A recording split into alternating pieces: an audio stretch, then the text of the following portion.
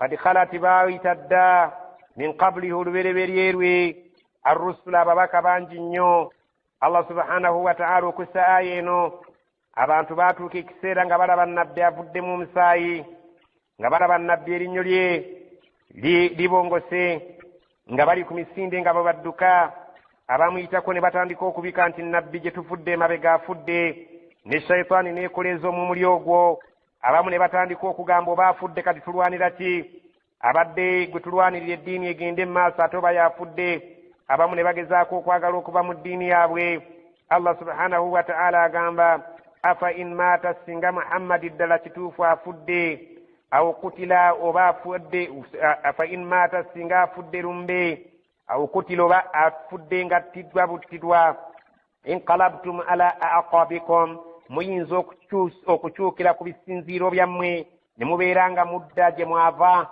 waman yanqalibu ala aqibaihi omuntu alikyukira ku bisinziiro bye n'abeera nga azzeeyo mu bukafiiri allah gye yali amugye falan yadurra allaha shay'a ekyo tekirina kye kigenda kukosa allah n'akamu wasayajizi llahu shakirin allah mweteefuteefu okubeera ng'asasula empeera ey'aba abeebaza ne babeera nga bagumiikiriza embeera yonna ebeebaddewo ne bataliwugana kubeera nga badde emabega eyo gye baava وما كان لنفس أن تموت إلا بإذن الله كتابا مؤجلا ومن يرد ثواب الدنيا نؤته منها ومن يرد ثواب الآخرة نؤته منها وسنجزي الشاكرين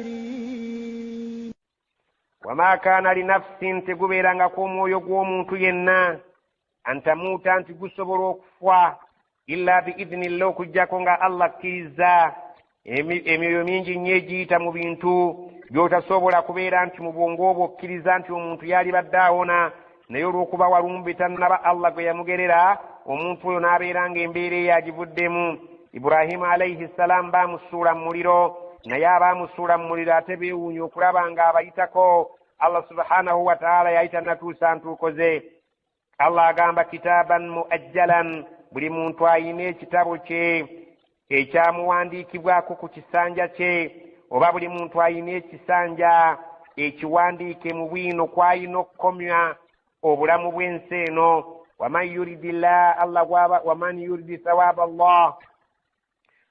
yuridi thawaba allah omuntu thawaba dduniya waman yuridi thawaba dduniya omuntu yenna alirabika ng'ayagala kukolerera mpeera ya nsi eno nu'tihi minha tulimuwa ku nsi eno ekyo kye tuliba twamutegekera okumuwa waman yuridi thawaba al akhira n'oyo alibeera ayagala okukolerera obulamu bwa akhira nga bw'ayagala okusasulwamu mu bulamu bw'ensi eno nu'tihi minha naye tulimuwa ekyo kye twamutegekera okubeera nti kimuwa wasanajizi shakirin tulibeeteefuteefu okusasula empeera y'abantu abaneebaza allah subhanahu wa ta'ala tujja kubasasula empeera nga yejjana oluvannyuma lw'okufa kwabwe وكأي من نبي قاتل معه ربيون كثير فما وهنوا لما أصابهم في سبيل الله وما ضعفوا وما استكانوا والله يحب الصابرين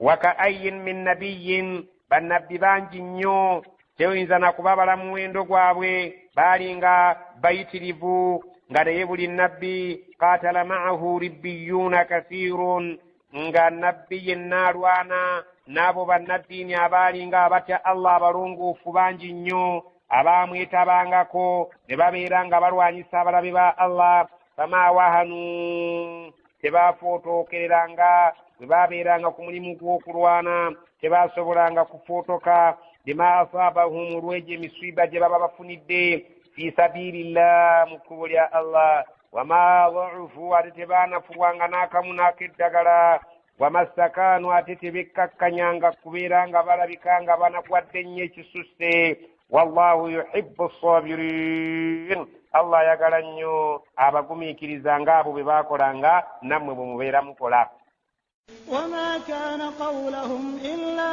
أن قالوا ربنا اغفر لنا ذنوبنا وإسرافنا في أمرنا وإسرافنا في أمرنا وثبت أقدامنا وانصرنا على القوم الكافرين.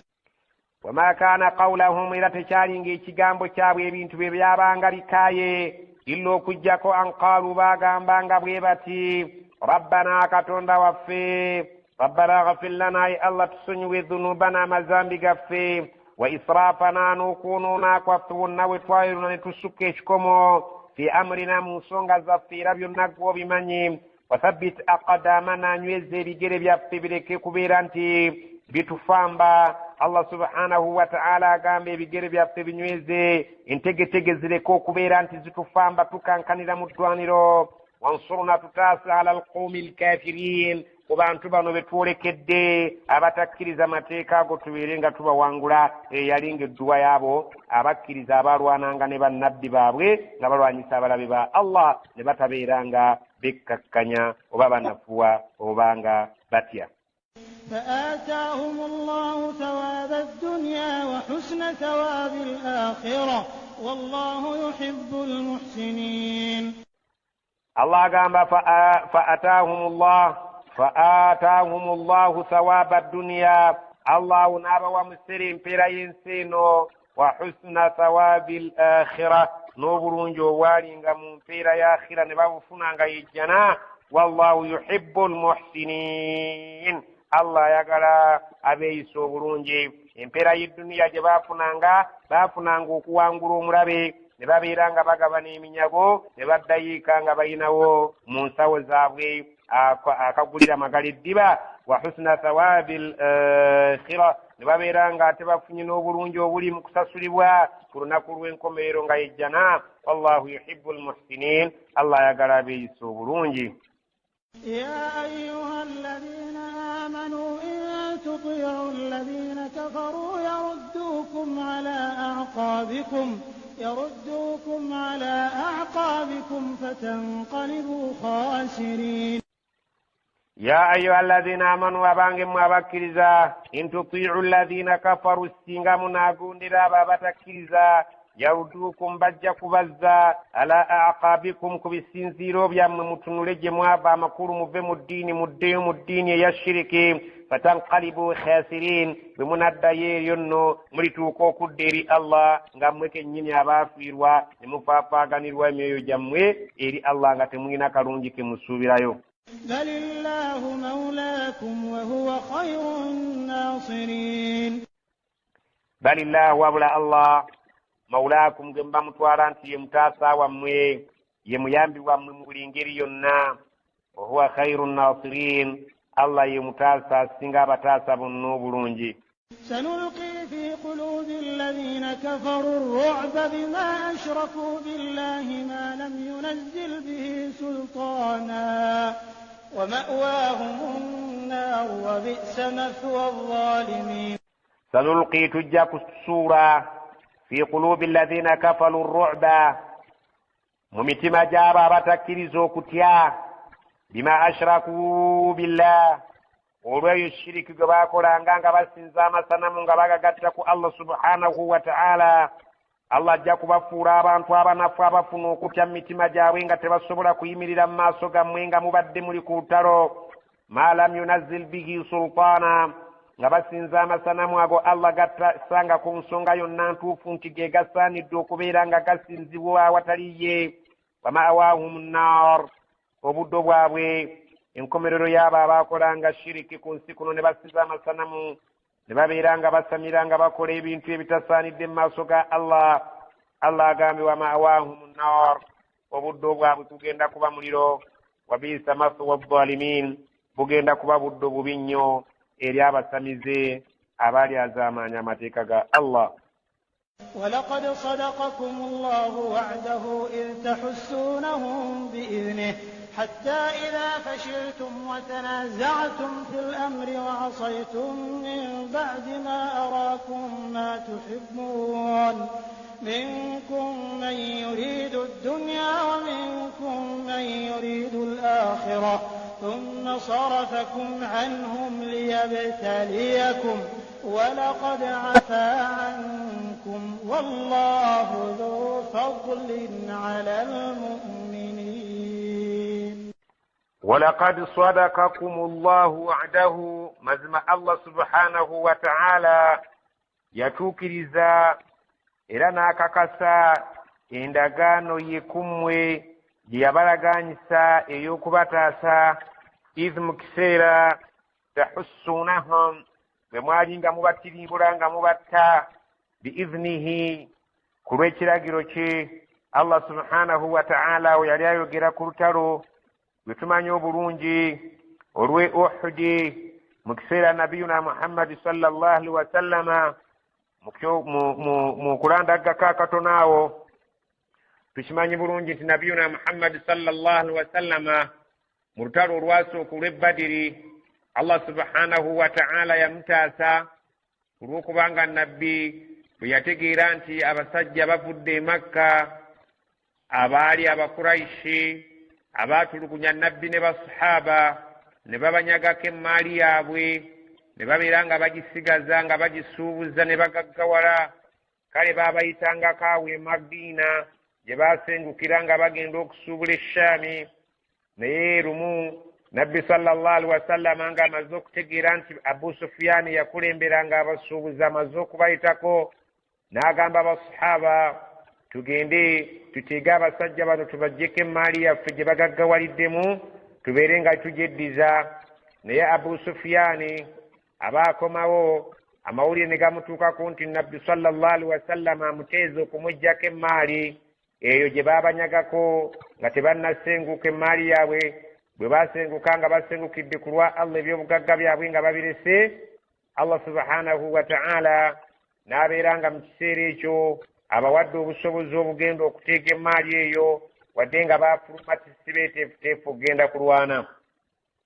naye Abu Sufyaani bw'amala okukitegeera nti bamuteeze n'abeera ng'atumira ab'e Makka mujje mutaase emmaali yammwe gye mwampaddeko obwesige ogenda okubeera nga ngitwala okusuubula bagiteeze abantu b'e Madiina bagenda kuginyaga abantu b'e Makka ne bategeka ejje lyali ddene nnyo okujja okutaasa emmaali naye Abu Sufyaani yagezaako engeri gye yalina obukugu mu kutambula mu makubo ag'enjawulo n'asobola okutaasa emmaali eyo ng'ayita mu kkubo eddala eritali lino lye baali bamuteezeemu bwe yamala okubeera nga emmaali agiwonya n'agamba bano ababadde bazze okulwana nti tuddeyo emmaali mumaze ogiwonya abasajja abo ne bakakata ne bagamba nedda tetujja kgenda tubeere nga tutta Muhammad ne banne baleka okutaataaganya ekkubo lye tuyitamu nga tugenda okusuubula tetujja kudda mabega ne bagenda okulwana mu lutalo olwo olwasookera ddala olw'e Badiri lwe twayogerako mu bifo eby'enjawulo Allah subhanahu wa ta'ala n'assa abaamalayika mu lutalo olwo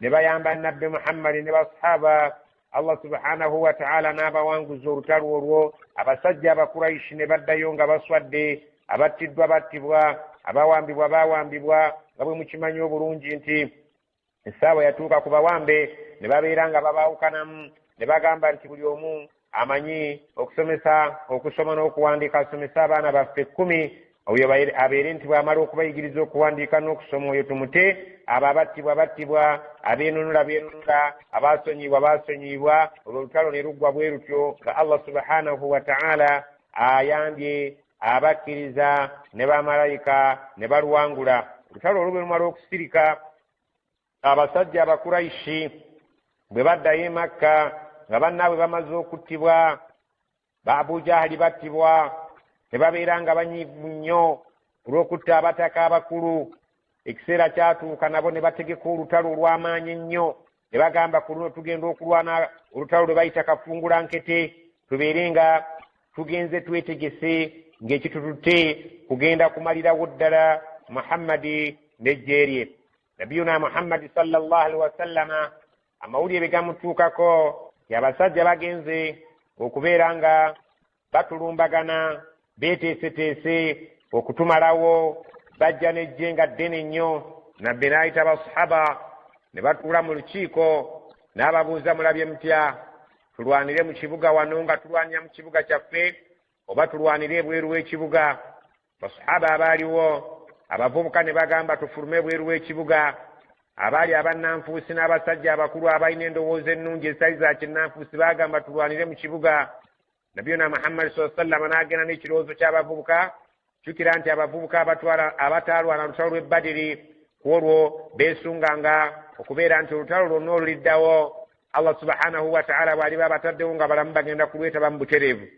nabiyuna muhammadi sallama bw'amala okubeera ku kirowoozo ekyali eky'abasahaba abavubuka ne bafuluma okugenda e badiri naye baba bagenda okugenda e uhudi naye baba batambula batuuse mu kkubo. omusajja eyali omukulu w'abannanfuusi yayitibwanga abdullahi ibunu ubayi ibunu salul n'abeera nga akutula mu ggye ly'abasiraamu emirundi ebiri erigenda okutabaala omukafiiri.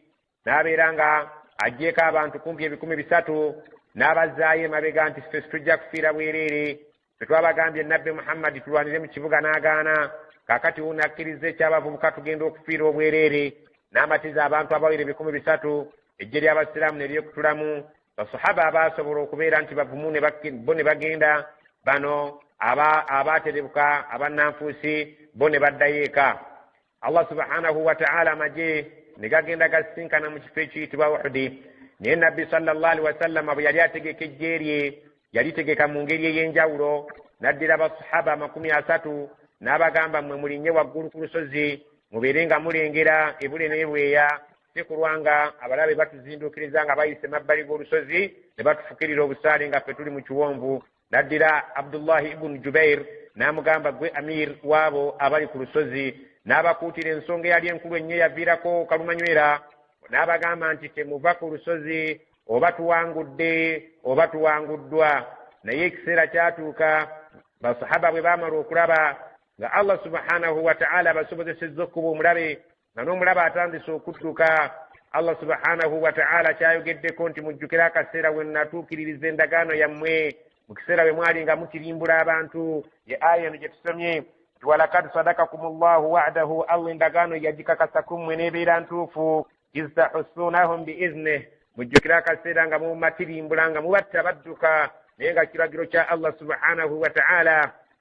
bamala okudduka abasajja nga bagenda battibwa ab'ebiwundu bagenda babatuusaako ebiwundu, emaali bagenda badduka nga bagireka. basahaba batandika okuŋŋaanya eminyago, baye abaayi waggulu ku lusozi ne batandika okuva mukaayana nabo tugende naffe tutandika okwenyagira eminyago.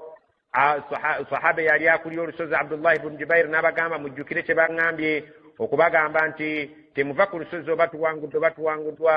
naye tebamuwuliriza ne bamwawukanako. ye n'asigalayo n'abatono be yasigala nabo ne bagenda beekuŋŋaanyiza eminyago.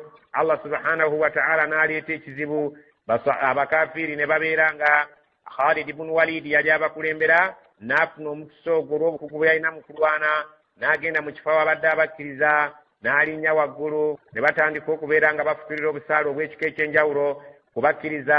ne babeera nga bafa, era baafa bangi nnyo. mu kufa kwabwe mwe mwali ne Hamza taata wa nabbi omuto ne basahaba abalala abakulu, Suhaibu ibnu Umair, oyo naye teyalutonda. Allah subhanahu wa ta'ala ridwanullahi alaihim ajma'in, abantu kumpi 7 baafiira mu lutalo olwo. ne nabbi Muhammadi sallallahu alaihi wasallam n'afuna ebisago, yafuna ku feesi, yafunako ekiwundu ekyali ekinene, n'abeera nga n'erinnyo lye erimu ku mannyo gano anaaga wakati agasooka wano lyafunako olwatika. ne babeera nga shaitaani netandika okubeera nga ebunyisa ebigambo nti nabbi attiddwa.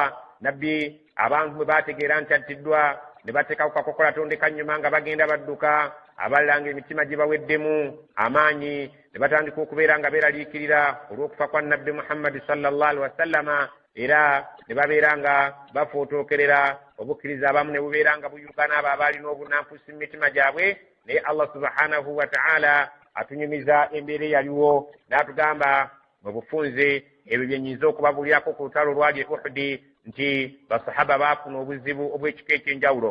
naye ate mpozi mu kwongerako akatono, basahaba bwe bamala okubeera nga bafunye ebizibu, oluvannyuma lwa byonna Allah subhanahu wa ta'ala yabasobozesa. oluvannyuma lw'okwomba ku bizibu ebyo nga battiddwamu ng'abantu 7, Allah ate yabasobozesa okubeera nga bawangula omulabe. olutalo lwali lw'amaanyi nnyo, omulabe n'adduka n'abeerako ekifo we yeewogomye, ne basahaba ne babeera nga baddayo.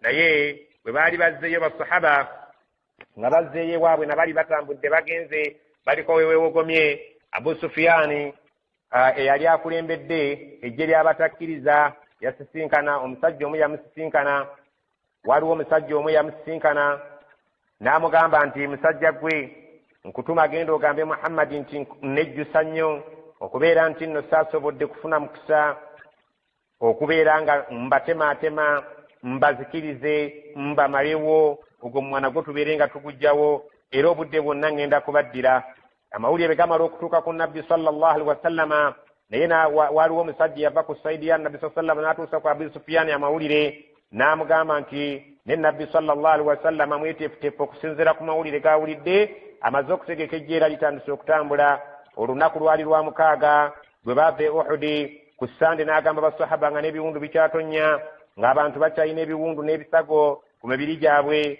n'ennyiike gye bakyagirina ey'abannaabwe okubeera nti bafudde Allah subhanahu wa ta'ala n'amulagira ku lw'omukaaga bwe baavaayo ku Sande ate boolekere eri Abi Sufyan. Abi Sufyan bwe yawulira nti nabbi wuyo ajja kiri yali akikola lwakukangakanga okumutiisatiisa abeere nga abakkiriza abamalamu amaanyi ekyokubeera nti amugamba nti nejjusa okubeera nti saasobola kubeera ojja okubamalawo. naye nabbi sallallahu alaihi wasallama mu buvumo bw'ekikeewo ekitalo yakunga basahaba bonna abaabadde Uhudi n'ebiwundu byabwe ne babagamba nti tugende tuzinde Abi Sufyan akyayimiridde mu kifo gundi tubeere nga amagye ge tugeŋŋanga. Allah subhanahu wa ta'ala n'agamba atunyumiza ng'agamba nti ekiseera ekyo nabbi yagamba basahaba ne batambula mu buvune bwe baalimu n'ebiwundu ebyali bibisi ne batambula nga bagenda okubeera nga balumba Abi Sufyan. Abi Sufyan bwe yawulira nti nabiyuna Muhammad sallallahu alaihi wasallam azze ne basahaba n'abeera nga adduka n'agenda. Allah subhanahu wa ta'ala yamuleetera okutya okw'ekika eky'ekitalo n'abeera nga Allah olutalo aluwangudde ng'ayisa mu kubeera nga abataddemu entiisa. Ebyafaayo bye tujja kgenda nga mu Qur'an wano tubiraba tetujja kubiddamu, tujja kgenda bugenzi ne aya oluvannyuma ggwe olw'okutegeera sitoori eyo ojja kubeera ng'otegeera buli aya gye tunaaba tusoma kiki egamba. Allah subhanahu wa ta'ala agamba walakad sadakakum llahu wa'dahu, Allah endagaano yagikakasa gye muli n'ebeera nga ntuufu nga bwe yabalagaanyisa okubataasa mu ntandikwa y'olutalo nga temunnaba kwawukana buli omu mu kifo kye ng'akyakirimu. Mwali nga olutalo mulutudde ku nfeete ebizibu mujjukire ekiseera tahisuunahum bwe mwalinga nga mubatirimbula nga mubatta biiznihi ku lw'okukkiriza kwa Allah olw'okubeera nti mwali mukyali ku kiragiro kya nabbi sallallahu alaihi wasallama hatta okutuusa idha fashiltum bwe mwanafuwa ne mubeera nga mufootokeredde ekigambo kya nabbi sallallahu alaihi wasallama kyeyabatuusaako watanazaatu ekigambo kya nabbi sallallahu alaihi wasallama ekiragiro kye yali yabalagira ekyokubeera ku lusozi watanazaatum fil amri ekiragiro ekyo mwakikayaniramu. Allah oluvannyuma lw'okubalaga nti olutalo mumaze oddutuula ku nfeete n'abatakkiriza batandise okudduka era battiddwa ennamba nnene nga bannamu batandise okukuŋŋaanya eminyago ne mukayanira mu nsonga eyo ng'omusajja Abdullah ibn Jubair abategeeze yali amiru w'olusozi kitetuva ku lusozi nabbi nga bwe yatugambye ekiragiro kye kyo batuwanguddwa mwatandika okukaayagana mu nsonga eyo ne mubeera nga mwekutuddemu emirundi ebiri wamma ddala ne mufootokerera amaanyi ne gabaggwamu olukaayana. waswaitum ne mujeemera omukulembeze gwe baabawa yabagamba nti muva ku kiragiro kye bankwasizza kubeera nga nti bakwasa imbaadi ma araakum oluvannyuma lw'okubeera nti Allah yali amaze okubalagako ma tuhibbuuna ku ebyo bye mwagala kubanga mwali mwagala nnyo okubeera nga mufuna eminyago. minkum mummwe mulimu man yuridu dunya abantu abeetaaga ennyo ebyokufuna kw'ensi eno wa minkum ate mummwe mulimu man yuridu al akhira abo abaagala akhira abeetaaga ennyo obulamu bw'ensi eno beba abaasobola okwawukana ku kiragiro ky'okubeera nti bavudde ku lusozi nga babagambye nti no temuvaayo. abo baali balabika nga bo beeyunira nnyo eminyago gy'ensi eno n'ebyokufuna. ate wa minkum man yuridu al akhira mummwe mulimu abaagala obulamu bwa akhira abatuuka eri Allah nga yabasiima beba Abdullah ibn Jubair ne banne abaasobola okubeera nga balemedde ku kiragiro nabbi sallallahu alaihi wasallam kye yabagamba nti mwabulira olusozi. Thumma oluvannyuma nga Allah amaze okulaba embeera eyo ng'abantu abasinga obungi mwabulidde ebifo byammwe sarafakum anhum yabeeranga abantu bali bwe mwali mutudde ku nfeete amaanyi ge mwali mubataddeko n'abeeranga agakyusizza ne gava ku mmwe ne gadda ku bali ne mubeeranga mmwe banafu ate kati mmwe banafu ate bo be b'amaanyi. Allah subhanahu wa ta'ala n'abeeranga abakyusirizza embeera gye mwaliko ku bantu bali n'ebeeranga ebakyukidde bo ne bafuuka ab'amaanyi mmwe ne mufuuka abanafu liyabluwakum alyoka abagezesa alabe ekigezo kye kiryoke kituuke ku mmwe. Allah subhanahu wa ta'ala alabe mu mmwe baani abanaasobola okugumiikiriza embeera eyo ekyuse, baani abanaasobola okwogera ebiyitira mu mbeera eyo ekyuse. Kubanga kati oluvannyuma lw'okubeera nga nabbi sallallahu alaihi wasallama ne basahaba ababadde balina amaanyi olw'okwawukana ku kiragiro kya nabbi Allah abakyusiriza embeera, ababadde ab'amaanyi kati bafuusa abanafu, ababadde abanafu bafuusa ab'amaanyi. Abasajja abatakkiriza batandise okutta mu ngeri ey'entiisa nga batta abasiraamu mu nzita ey'ekika ekya waggulu. Allah subhanahu wa ta'ala agamba nti nno natuuka ekiseera thumma sarafakum anhum, embeera yammwe nengikyusa ku bantu bali nga bwe yali, liyabluwakum ndyoke mbateeke ku kigezo kyange, ndyoke mbagezese ndabe bani abanaasobola okunywerera embeera ekyuse. Walakad afa ankum, Allah oluvannyuma lwa byonna ebyaliwo yabasonyiwa. Allah subhanahu wa ta'ala agamba byonna ebyayitira mu bujeemu bwaliwo okujemera nabbi sallallahu alaihi wasallama yabeeranga abasonyiwa kubanga Allah musonyiye. Wallahu dhu fadlin ala almu'minin, Allah ayina ekisa kingi nnyo kusaidia abakkiriza, yabeeranga abaddiramu wadde nga bangi nnyo baafa kubanga basahaba baafiira ddala abawera 7 mu lutalo olwo n'aba إذ تصعدون ولا تلوون على أحد والرسول يدعوكم في أخراكم فأثابكم غما بغم لكي لا تحزنوا على ما فاتكم ولا ما أصابكم والله خبير بما تعملون.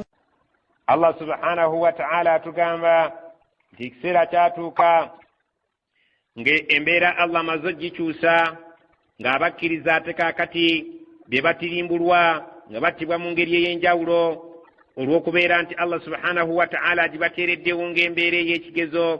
idh mujjukira ekiseera tusiduuna bwe mwalinga nga mudduka nga nammwe kaakati mmwe mutandise okuteekako kakokola tondeka nnyuma oluvannyuma lw'okubeera nti embeera Allah agibakyusirizza kubatakkiriza ate kati be b'amaanyi.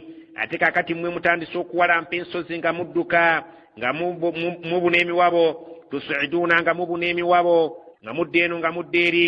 Wala taluwuuna ala ahadin, nga temusobola kubeera nga mukyukira eri omuntu yenna yadde abeera abayise buli omu nga yeefaako yekka.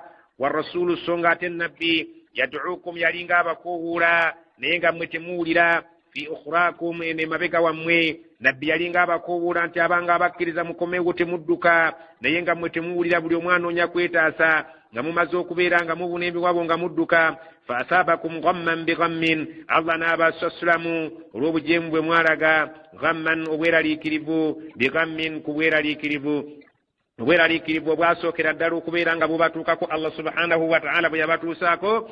Ghamman okweraliikiriza nnamba emu kwaliwo mu kiseera okubeera nga bafiiriddwa eminyago n'okubeera nga okubuwanguzi bubavudde mu ngalo. Obweraliikirivu Allah subhanahu wa ta'ala obwokubiri bwe yabateekako kwe kubeera nti baali nga bafunye ebiwundu nga bingi nnyo, ng'ate bannaabwe abamu battiddwa, ng'ate n'amawulire gamaze okusaasaana nti nabbiina Muhammadi sallallahu alaihi wasallama naye taluwonye naye alugendeddemu. Ne babeera mu bweraliikirivu obw'okubeera nti embeera eyo ebakyuseeko. Allah subhanahu wa ta'ala agamba likai la tahzanu ala ma fatakum wala ma asabakum. Allah embeera yagiteekawo ey'okubeera nga abaleetedde obweraliikirivu buno obwokubiri obwalimu okubika nabbi nti afudde. Likai la tahzanu ala ma fatakum, ekyo kibeere nga kikobagizo kyammwe muleke okubeera nga mwejjusa ku ebyo ebibasubye, kubanga kuli okweraliikirira okusooka kwalimu okweraliikirirwa nti obuwanguzi butusubye n'eminyago gitusubye. Naye oluvannyuma lw'okubeera nti baleeseewo okubika nabbi sallallahu alaihi wasallama abantu kiri